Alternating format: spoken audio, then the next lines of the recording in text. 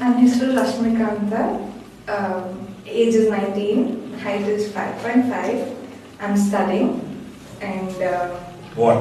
Studying what? Studying second year BA Arts, and this is the first time auditioning for something. ಅಷ್ಟು ಕನ್ನಡದಲ್ಲಿ ಮಾತಾಡಕ್ಕೆ ಪ್ರಯತ್ನ ಪಡಿ. First time audition ಮಾಡ್ತಾ ಇರೋದು.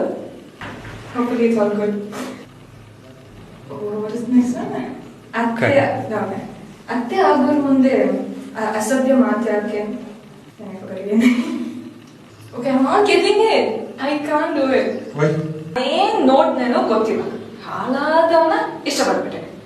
ನೀನ್ ನನ್ಗೊಂಥರ ಅಂತ ಹೇಳ್ಕೊಂಡೇ ಈ ತರ ಮಾಡ್ಬಿಟ್ಟ.